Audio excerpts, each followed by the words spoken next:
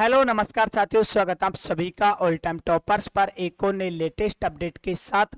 इस वीडियो में चर्चा करने वाले हैं साथियों रीट लेवल 2 ऑफलाइन दस्तावेज सत्यापन। जैसा कि साथियों लेवल 2 वाले अभ्यर्थियों के दस्तावेज सत्यापन आज से स्टार्ट आपके हो चुके हैं। 18 जुलाई 2023 से आपके आज से दस्तावेज सत्यापन स्टार्ट हो चुके हैं और जो आपके साथियों 1-2 अगस्त तक आपके चलने वाले हैं। ठीक है, सबसे पहले आपके अंग्रेजी विषय के यहाँ पर जो हैं वो साथियों आपके स्टार्ट कर दिए गए हैं और इसमें आपको संपूर्ण भरी हुई चेकलिस्ट में बताने वाला हूं कि कैसे आपको, अभी तक आपने यदि अपनी चेकलिस्ट नहीं भरी है तो वो चेकलिस्ट आपको कैसे भरनी है, 2 सेट आपको किस प्रकार से तैयार करने हैं, स्वयं घोषणा पत्र कौन से लगाने, 1 पेज वाला लगाना है या अलग अलग पेज वाले लगाएं, यदि अलग अलग पेज वाले लगाएं तो संलग्न संख्या क्या आएगी, 1 पेज वाला लगाएं तो संलग्न संख्या क्या आएगी।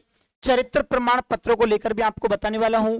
पोस्टल ऑर्डर किसके लिए जरूरी है, किसके लिए नहीं है, स्टेप बाय स्टेप संपूर्ण जानकारी साथियों आपको इसी सेशन में मिलने वाली है।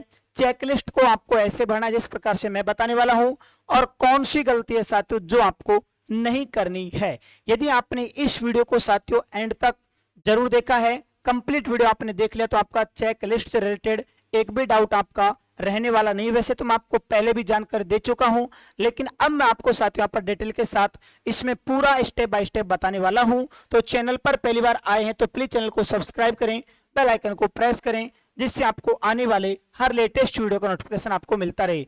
यदि साथियों आपने अभी तक Telegram channel all time toppers को ज्वाइन नहीं किया है तो जल्द से जल्द Telegram channel all time toppers को ज्वाइन करें।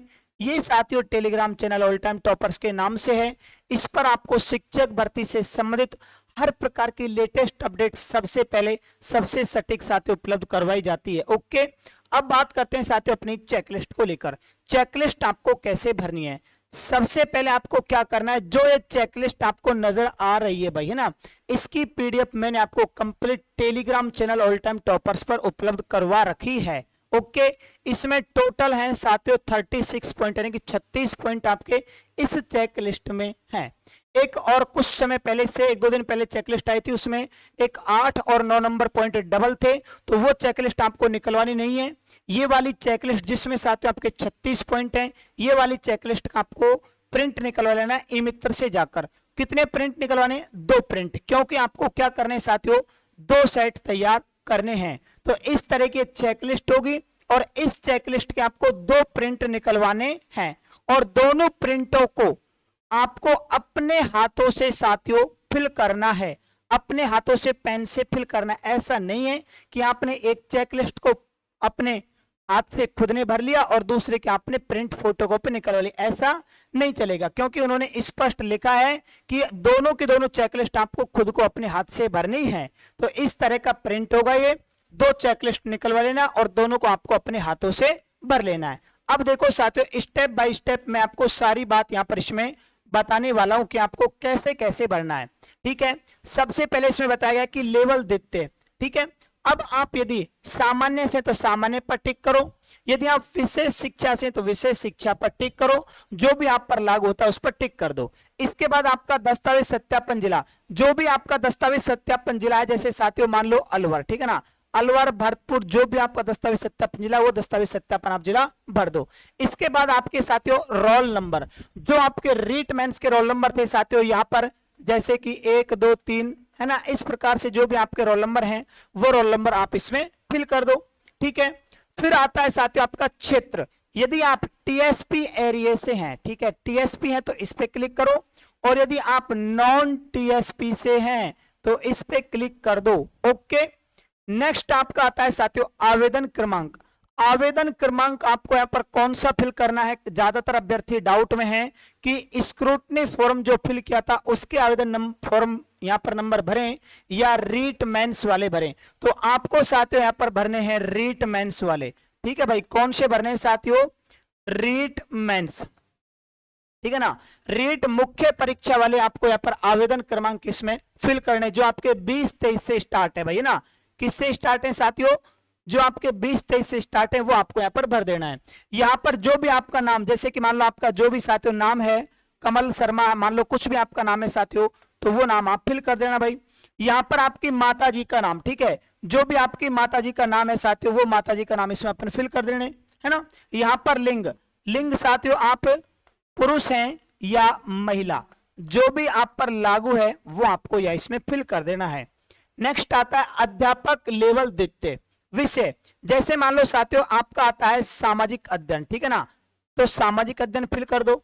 यदि मान लो आपका है अंग्रेजी, तो अंग्रेजी, अंग्रेजी फिल कर दो भाई, ठीक है। यदि आपका क्या आता है साथियों, आपका यदि आपका आता है अंग्रेजी तो अंग्रेजी भर दो। यदि आपका आता है मैथ साइंस तो मैथ साइंस भर दो। जो भी आपका विषय वो विषय आप फिल कर दो। और यहाँ पर जो भी आप सामान्य से हैं तो सामान्य क्लिक करो, विशेष है तो विशेष क्लिक कर दो। और विशेष में भी कौन सी कैटेगरी आपकी एमआर है, वीआई है, एचआई है, जो भी श्रेणी आपकी आती है उसको आप टिक कर देना। यहाँ पर आपके आधार क्रमांक आता है और आधार क्रमांक आपके जो साथियों 12 अंक के हैं आधार नंबर, ठीक है ना, वो आपको यहाँ पर फिल कर देना इस प्रकार से। ओके, नेक्स्ट आता है पिताजी का नाम, इसमें फादर्स नेम फिल कर देना आपको है। जन्म तिथि, जो भी आपकी जन्म तिथि आती है साथियों, है ना, वो जन्म तिथि आपको इस तरीके से, यानी कि ये जो मैं आपको बता रहा हूं इसी तरीके से आपको फिल करनी जन्म तिथि। अब आती है आपकी श्रेणी, यदि आप जनरल में हैं, ओबीसी हैं, ईडब्ल्यूएस, एमबीसी, एससी, एसटी, शहरिया, जिस भी कैटेगरी में आप हैं उस पर क्लिक कर दो। यदि आप जनरल से हैं तो जनरल पर क्लिक कर दो। और यदि आपकी विशेष श्रेणी मान लो जैसे कि डिवोर्स, वो विडो कैटेगरी की महिलाएं, डिवोर्स महिलाएं हैं, खिलाड़ी यदि आप हैं, एक्स सर्विसमैन आप हैं, दिव्यांग हैं, तो जो भी आप पर विशेष श्रेणी में टिक होता है उस पर आप क्लिक कर दो। ओके, यहां पर जमा आवेदन शुल्क की राशि, जमा आवेदन शुल्क की राशि जो रीट मेंस का फॉर्म आपने भरा था, जैसे एससी एसटी की थी यहाँ पर 250 रुपए, ठीक है ना, एससी एसटी कितनी थी, 250 रुपए थी। और ओबीसी वालों की थी साथियों इसमें 350 रुपए। और जर्नल वालों कितनी थी यहाँ पर भाई, जर्नल वालों की थी साथियों 450 रुपए, ठीक है। इस प्रकार से जो भी आपने यहाँ पर फिल किया है, अब जैसे ओबीसी वालों ने मान लो यहाँ पर आय में छूट ली है, 2.5 लाख से कम आय दर्शाई तो उन्होंने यहाँ पर 250 रुपए उनके कटे हैं। तो जितना भी आपका रीट मेंस एग्जाम का जो आवेदन फॉर्म था उसमें आपके जितने भी साथियों पर चालान कटा है वो आपको इसमें फिल कर देना है। तो यहां तक आपको साथियों इस फॉर्म को इस तरीके से भरना है। अब आता है साथियों आपका यहां पर इसमें ये है ना 12th। ओके, यहां पर नेक्स्ट आता है साथियों आपका इसमें 12th परीक्षा का माध्यम, इंग्लिश है तो इंग्लिश क्लिक कर दो, हिंदी मीडियम से तो हिंदी मीडियम कर दो, और अदर लैंग्वेज आपका है तो अदर लैंग्वेज क्लिक कर दो। ओके, ठीक है, ये आपका स्नातक का है, इसमें भी जो भी आप पर लागू होता है वो आप लागू कर देना, और जो लागू नहीं होता है उसको छोड़ देना भाई। ओके, अब देखो साथियों यहां तक थी आपकी चेकलिस्ट के बारे में कुछ जनरल डिटेल्स। अब आता है आपका यहां पर सबसे पहले इसमें ये वाला भाई है ना, इसमें देखो यहां पर आप चेकलिस्ट भाग प्रथम, ये केवल और केवल ये आपके लिए है, इसमें आपको कुछ भी नहीं करना है। ये जो साथियों 3 कॉलम है, इन 3 कॉलमों को आपको खाली छोड़ देना, इसमें पेन वैन आपको कुछ भी नहीं चलाना, कुछ नहीं करना। आपको तो इन 2 में करना है, संलग्न संख्या और संलग्न स्व प्रमाणित प्रति है या नहीं है, ठीक है। सबसे पहले आपका आता है ऑनलाइन आवेदन की प्रति, ऑनलाइन आवेदन की प्रति आपको यहाँ पर कौन सी लगानी है साथियों, आपको वो लगानी है रीट मेंस की, ठीक है ना, रीट मुख्य परीक्षा वाले फॉर्म की आपको यहाँ पर प्रति लगानी है। अब संलग्न संख्या क्या लिखें भाई, देखो कुछ जिले ऐसे थे साथियों जिनमें बढ़ते हुए क्रम में मांग रहे थे, और कुछ जिले ऐसे थे जिनमें जैसे मान लो 1 है तो 1 लिख दिया, ठीक है। तो देखो जैसे मान लो ऑनलाइन आवेदन की प्रति आपने लगा दी 1 नंबर पर, कितने नंबर पर लगा दी भाई आपने साथियों, इसे लगा दिया आपने यहाँ पर 1 नंबर पर लगा दिया, ठीक है। और इसमें लिख दिया आपने हाँ, संलग्न संख्या हाँ आपने, यानी कि स्व प्रमाणित उस पर अपने सिग्नेचर आपने कर रखे हैं, बिल्कुल हाँ हो जाएगी। ओके, ठीक है।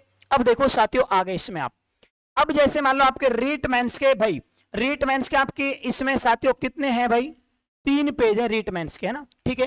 जैसे कि एक तो आपका फॉर्म भरा जो, एक फिर आपने जो जिले की प्राथमिकता भरी वो, और तीसरा आपका जो चालान कटा वो, तो 3 आपके प्रिंट हैं इसके रीट मेंस वाले फॉर्म के ना। तो काफी जिले में तो क्या था भाई, काफी जिले में तो जैसे कि मान लो यहाँ पर इसमें 1 से 3 है ना, इसमें था 1 से 3 और उन पर लिख दिया 1 2 3। और यदि आप संलग्न संख्या यहाँ पर 1 लिख रहे हैं तो तीनों में फिर आपको क्या क्या लिखना है साथियों, तीनों में आपको तीनों में 1 1 1, यानी कि तीनों जो प्रिंट आपके मूल आवेदन के उन पर तीनों पर 1 1 नंबर आपको डालना है।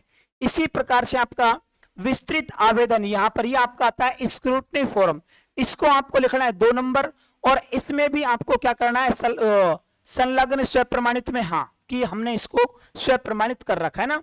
और यहां पर देखो जो आपने विस्तृत आवेदन फॉर्म भरा था और उसमें जितने भी प्रिंट आपके पास निकल कर आए थे 10-11 जितने भी प्रिंट आए थे सभी पर आपको संलग्न संख्या कितनी भरनी है 2 इस प्रकार से। अब यहां पर एक डाउट है अभ्यर्थियों को ज्यादातर कि जो एक स्क्रूटनी फॉर्म के साथ में अटेस्टेशन फॉर्म खाली आया था उसका क्या करना है। तो देखो आपने जो अटेस्टेशन फॉर्म पहले फिल किया था और जो स्क्रूटनी फॉर्म आपने अपलोड किया था तो वही आपको इस विस्तृत आवेदन के साथ लगा देना है। एक तो आपका वो ओरिजिनल लग जाएगा और जो दूसरी चेकलिस्ट आप तैयार करोगे दूसरा सेट तैयार करोगे उसमें उसकी वहां पर आप फोटोकॉपी लगा देना। तो बार बार कमेंट मत करना कि दोनों चेकलिस्ट में विस्तृत आवेदन फॉर्म के साथ जो आपका अटेस्टेशन फॉर्म है उसको ओरिजिनल दोनों लगाएं या कॉपी चलेगा। तो एक में आप ओरिजिनल लगा दो इसमें और दूसरी में आप उसकी फोटोकॉपी करा के लगा दो और साइन आपको वहां पर भी करने हैं। नंबर 3 आपका आता है आधार कार्ड। आधार कार्ड में भी आपको लिख देना है साथियों हाँ और उसको 3 नंबर लगा देना। ये आपका आता है पर 10th परीक्षा के अंक तालिका एवं प्रमाण पत्र की प्रति ये आपका आ जाता है साथियों 4 नंबर पर और इसमें आपको कर देना हाँ। अब यहां पर भी ज्यादातर अभ्यर्थियों को डाउट है क्योंकि लेवल 1 में कुछ जिले ऐसे थे जिनमें दोनों साइड से आगे से पीछे से करवाई गई थी है ना। तो जहां पर मांग रहे हैं आपके वहां पर करवा लेना। बाकी मेरे अनुसार साथियों आपको जरूरत नहीं है दोनों तरफ से करवाने की, एक साइड से आपका काम चल जाएगा। यहां पर ये आपका आता है साथियों 12th का है ना और ये 12th की आपको लगा देनी है 5 नंबर पर और इसमें कर देना है साथियों आपको हाँ ठीक है। नेक्स्ट आपका आगे आता है साथियों इसमें यहां पर 6 नंबर आपका आता है स्नातक समकक्ष परीक्षा के समस्त वर्षों सेमेस्टरों के अंक तालिका एवं उपाधि की प्रति। यानी कि आप देखो भाई फर्स्ट ईयर है ना फर्स्ट ईयर है इसके अलावा आपका सेकेंड ईयर है और इसके अलावा साथियों आपका थर्ड ईयर है ना। इसके अलावा आपका क्या आता है साथियों यहाँ पर इसके अलावा आता है साथियों आपका थर्ड ईयर तीनों तो आपके ये और इसके अलावा साथियों आपका एक आएगा यहाँ पर उपाधि प्रमाण पत्र है ना। ओके उपाधि प्रमाण पत्र जो आपकी डिग्री होगी यानी कि चारों की और यहाँ पर आपका अभी नंबर क्या चल रहा है साथियों 6ठा नंबर चल रहा है ना। संलग्न संख्या 6 है और इसमें भी आपको क्या कर देना है हाँ कर देना है। और जो 4 आपके इसमें डॉक्यूमेंट लगेंगे ना first year second year final year और उसके अलावा आपके उसमें जो डिग्री लगेगी उन सब पर आपको कितने कितने नंबर लिखने हैं साथियों 6-6 नंबर लिख देने हैं। ओके इस तरीके से आपको लिख देना है। यहां पर आप क्या आता है स्नातक समकक्ष परीक्षा के पूर्णांक जैसे कि आपके 1800 नंबर का था भाई ना टोटल 1800 नंबर के थे आपके तीनों वर्ष के 1800 में से मान लो आपको कितने आ गए भाई 900 नंबर आ गए ना। तो यहाँ पर आपका परसेंट आपको लिख देना है 50%। ठीक है इस प्रकार से जितने भी आपको 1800 में से नंबर आए वो नंबर और जितनी आपकी परसेंटेज बन रही है वो लिख देना। अब यहाँ पर आपके देखो स्नातक परीक्षा में ऐच्छिक विषय जैसे आपके पास विषय कौन कौन से थे जैसे कि मान लो साथियों आपके पास इतिहास है ठीक है इतिहास है आपके पास और ये आपके पास भूगोल है ठीक है और यहाँ पर आपके पास समाज शास्त्र। ओके जो भी आपके पास यहाँ पर आपके ग्रेजुएशन में सब्जेक्ट थे वो सब्जेक्ट आपको यहाँ पर फिल करने हैं। ओके तो ये पॉइंट 8 तक आप इस तरीके से कर देना है और यहाँ भी आपको साथियों वही आपका 6 नंबर इसमें लग जाएगा। ठीक है और यहाँ भी आपका इसमें 6 नंबर हो जाएगा क्योंकि ये आप पहले लगा चुके इसमें ना। ठीक है तो यहाँ भी आपका क्या हो जाएगा भाई ये हाँ हो जाएगा। ओके अब देखो साथियों आगे की ओर पॉइंट नंबर 9 पॉइंट नंबर 9 आपका यहाँ पर इसमें आता है। पॉइंट नंबर 9 की यदि मैं बात करता हूं इसमें साथियों तो पॉइंट नंबर 9 में देखो भाई स्नातकोत्तर समकक्ष परीक्षा के समस्त वर्ष सेमेस्टरों के अंक तालिका तथा उपाधि की प्रति।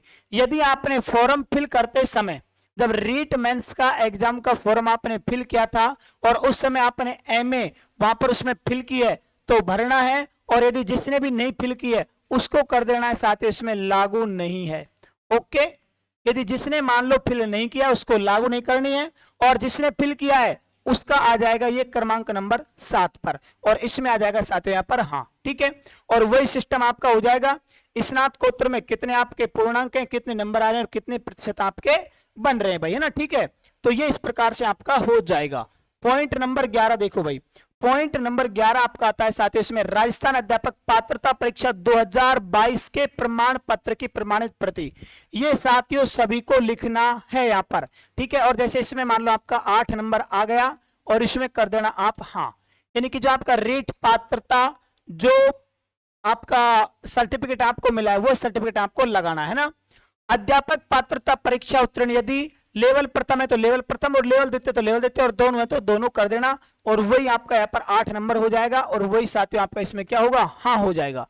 अब देखो पात्रता परीक्षा लेवल द्वितीय के प्राप्तांक, जैसे मान लो आपको 150 में से साथियों यहाँ पर कितने कितने हैं भाई आपके 150 में से मान लो जैसे कि आपके 100 नंबर आ रहे हैं ना, 100 नंबर आ रहे हैं और यहाँ पर कितनी परसेंटेज आपकी बनी है वो परसेंटेज आप यहाँ पर इसमें फिल कर देना है ना। जितनी भी आपकी परसेंटेज बन रही है 60% बन रही है, 70% बन रही है ना, 85, 90, 100 जो भी आपकी बन रही है वो आप यहाँ पर इसमें फिल कर देनी है।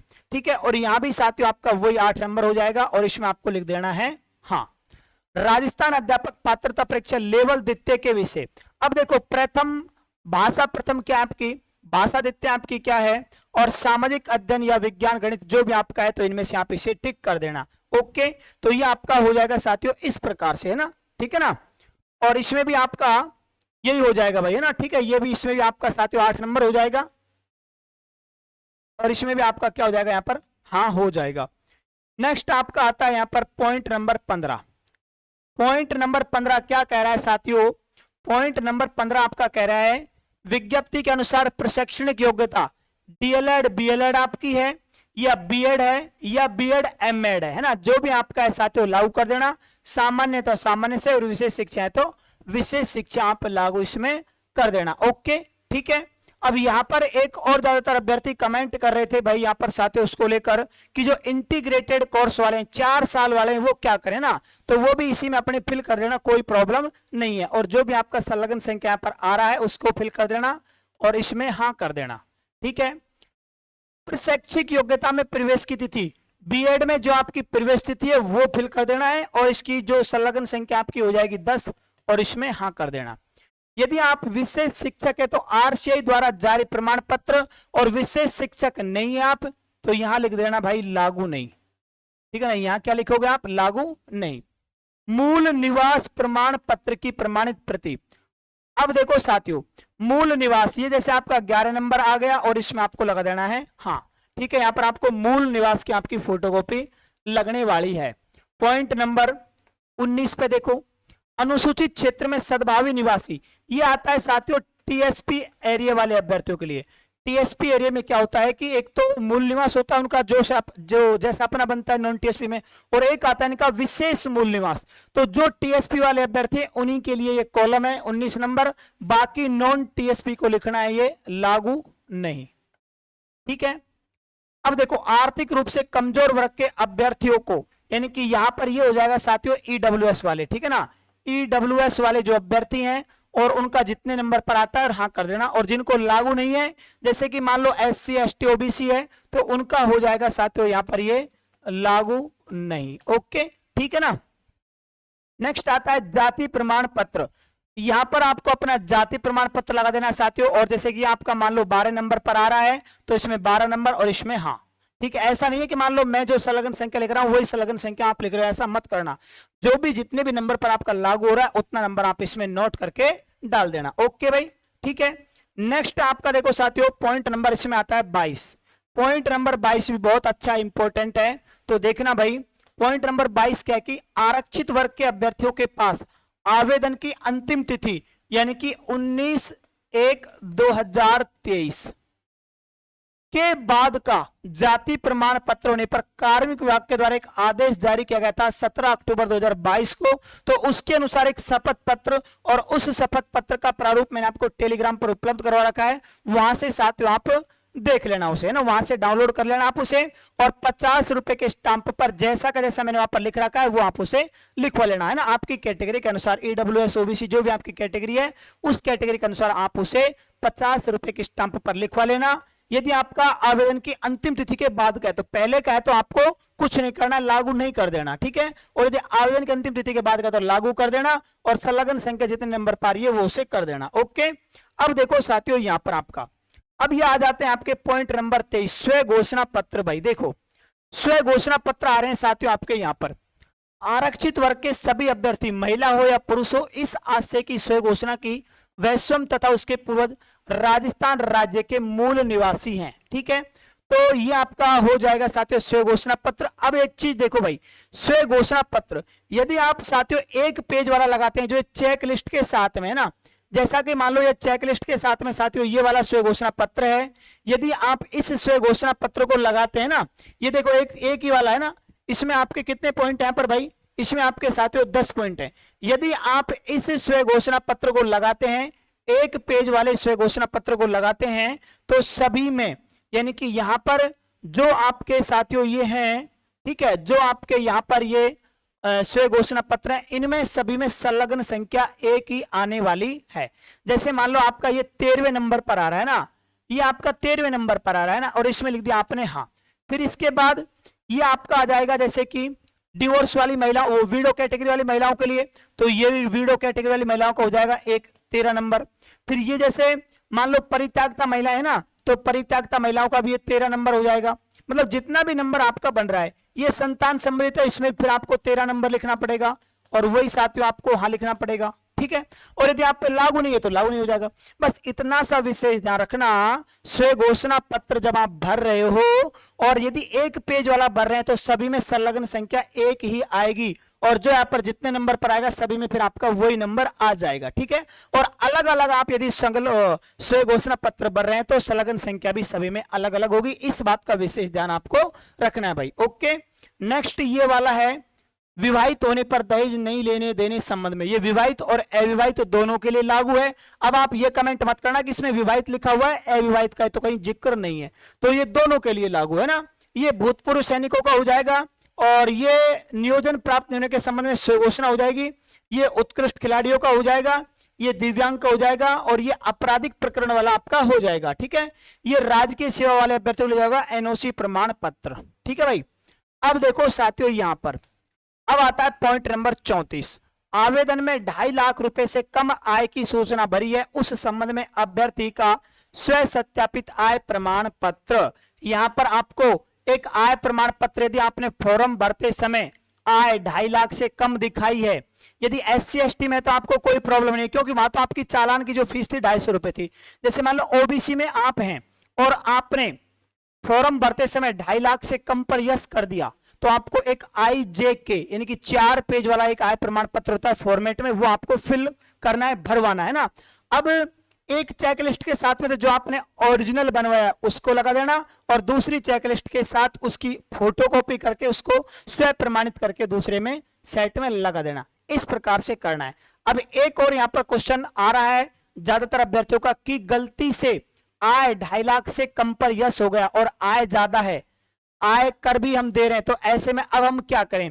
तो मान लो जितनी भी आपने छूट ली है, जैसे आप मान लो OBC कैटेगरी से हो, ठीक है ना, जैसे आप OBC कैटेगरी से हो और OBC का जो चालान था 350 रुपए था, और आपका यहाँ पर कितना कटा है भाई, छूट लेने पर 250 कटा है, तो आपको जो ये अंतर आ रहा है 100 रुपए का, इस 100 रुपए का आपको एक पोस्टल ऑर्डर आएगा भारतीय डाक विभाग से। जो भी पोस्ट ऑफिस होते हैं, डाकघर होते हैं, उनमें जाना, 100 रुपए का पोस्टल ऑर्डर लेना और उसे सचिव राजस्थान कर्मचारी चयन बोर्ड के नाम से आपको भरकर भेज देना है। मैंने टेलीग्राम पर वो PDF डाली हुई है, वो देख लेना आप, और अलग से वीडियो इसका मैंने आपको बना रखा है, ठीक है। तो पोस्टल ऑर्डर उन्हीं अभ्यर्थियों को ले जाना है जिनका मान लो साथियों गलती से 2.5 लाख से कम पर यस हो गया, या फिर जिनका आय प्रमाण पत्र बन नहीं रहा है, उनको ले जाना है, बाकी और को नहीं ले जाना है। और एक और कमेंट आपका यहाँ पर है, जैसे कि करौली, राजसमंद और हनुमानगढ़ में, वहां पर क्या था, आय प्रमाण पत्र आवेदन की अंतिम तिथि से पहले का मांग रहे थे, 19 जनवरी से पहले का मांग रहे थे ना। और यदि उन जिनके 19 जनवरी के बाद का, तो उनसे फिर वही 100 रुपए का पोस्टल ऑर्डर ले रहे थे, है ना, ठीक है। तो ऐसे में एक बार थोड़ा आप कंफर्म कर लें। और कल क्या आज आपका जो डॉक्यूमेंट वेरिफिकेशन होगा हर जिले से मैं लगभग आपको अपडेट उपलब्ध करवा दूंगा, आप टेंशन मत लो, है ना। तो ये आपका हो गया साथियों इसके संबंध में। ये आपको हो गया शैक्षिक एवं प्रशैक्षिक योग्यताओं के संबंध में स्वयं घोषणा। अभ्यर्थी के अंतिम शिक्षण संस्थान द्वारा प्रदत्त चरित्र प्रमाण एवं 2 राजपत्रित अधिकारियों से हस्ताक्षरित चरित्र प्रमाण पत्र।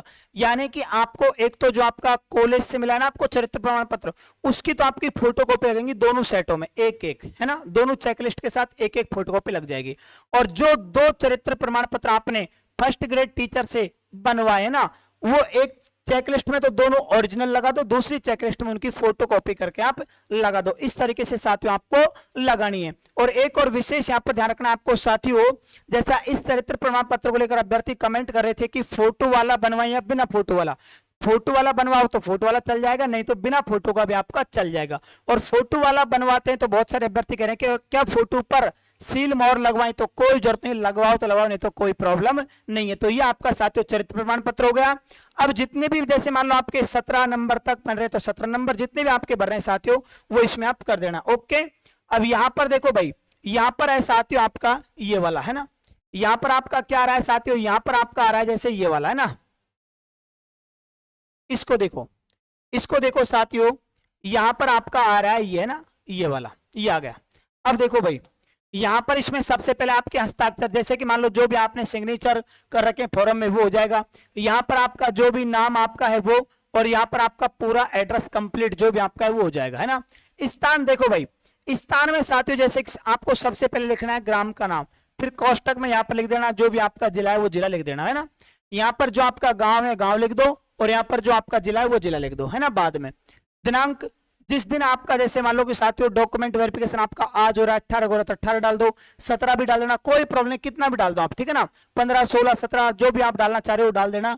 दिनांक में ऐसा कोई बड़ा इश्यू आपका होने वाला नहीं है। और यहाँ पर जो भी आपके मोबाइल नंबर है वो मोबाइल नंबर डाल दो, एक तो आपके जो आवेदन में आपने दे रखे वो डाल दो, और दूसरा इसके अलावा और डाल देने की 2 मोबाइल नंबर आपको देने। मान लो बाय चांस एक बंद होगा, कोई डॉक्यूमेंट में आपके प्रॉब्लम हुई तो दूसरा भी आपको यहाँ पर कॉल कर देंगे वो, ठीक है। यहाँ पर आपका स्वयं का नाम हो जाएगा, जो भी आपका नाम है ना, पिता का नाम हो जाएगा। यहाँ पर आपकी उम्र, जाति, है ना, ये आपका एड्रेस कहाँ के, व्यवसाय आपका हो जाएगा खुद का व्यवसाय, बेरोजगार, है ना, ठीक है। और यहाँ पर आपके स्वयं के फिर हस्ताक्षर हो जाएंगे। इस तरीके से आपको इसे फिल कर देना है ना। अब नेक्स्ट पॉइंट पे आता है साथियों आपका ये वाला स्व घोषणा पत्र। तो इसके बारे में ध्यान से सुनना भाई ना। स्व घोषणा पत्र, स्व घोषणा पत्र मैंने बताया था आपको अभी, केवल 1 पेज वाला बना लेना, ज्यादा लोड लेने की आवश्यकता नहीं है भाई। ओके, ठीक है ना। उच्च प्राथमिक विद्यालय अध्यापक सीधी भर्ती 2022 वो आपका हो ही जाएगा, लेवल द्वितीय हो जाएगा, है ना। यदि अनुसूचित है इस पर टिक करो, और गैर अनुसूचित है इस पर टिक कर दो। ओके, लेवल द्वितीय विषय जो भी आपका यहाँ पर विषय होता है साथियों, SST है आपका, इंग्लिश है, हिंदी है, उर्दू, पंजाबी, संस्कृत, जो भी आपका विषय विषय फिल कर दो। सामान्य तो सामान्य, विशेष है तो विशेष, और विशेष में भी कौन सी कैटेगरी वो कर दो ना। और यहाँ पर इस चीज का विशेष ध्यान रखना, यहाँ पर ये दिनांक, जिस दिनांक को आपका रिजल्ट जारी किया गया था, जैसे मान लो SST का अलग दिनांक को जारी किया गया था, और इसके अलावा आपका क्या कहते हैं इंग्लिश वालों का अलग दिनांक को जारी किया गया था, है ना। तो हर सब्जेक्ट का अलग अलग दिनांक को आपका रिजल्ट आता है, तो वही रिजल्ट आपको यहाँ पर इसमें फिल करना है। ओके, और यहाँ पर ये देखो आपका हो जाएगा स्व तथा मेरे पूरे राजस्थान राज्य के मूल निवासी हैं, ये आपको प्रिंट निकलवा कर खुद को पेन से फिल करना, ऐसा नहीं ई मित्र वाले से सारा प्रिंट करवा लिया है ना, ऐसा नहीं चलेगा ना, खुद को अपने पेन से भरना है भाई ये। ओके, और यहाँ पर आपका देखो ये विधवा और पुनः ये आपका विधवा महिलाएं और परित्यक्ता वाली महिलाओं के लिए हो जाएगा, और ये संतान संबंधित आपका हो जाएगा, ठीक है। जैसे आपके इसमें लिख रखा है कि भाई 1/6/2002 तक जीवित संतान कितनी है, उसके बाद कितनी है, और यदि आपके नहीं है तो 0 कर देना इसमें ना, ठीक है। ये देखो दहेज वाला हो गया, यदि आपके द्वारा आपकी शादी हो गई है तो 1 नंबर पर क्लिक कर दो, और नहीं है तो 2 नंबर पर क्लिक कर दो। 5 नंबर पॉइंट है एक्स सर्विसमैन के लिए। 6 सभी के लिए है, शैक्षणिक और प्रशैक्षणिक योग्यताओं के बारे में। 7वां आपका है आपराधिक प्रकरण विचाराधीन लंबित नहीं है ना, वो वाला। और 8 नंबर आपका हो जाएगा धूम्रपान का, 9 नंबर आपका हो जाएगा शपथ का, और 10 नंबर आपका हो जाएगा कि मेरे विरुद्ध आपराधिक प्रकरण विचाराधीन है, जिन पर साथियों मान लो कोई भी केस है वो वाला हो जाएगा।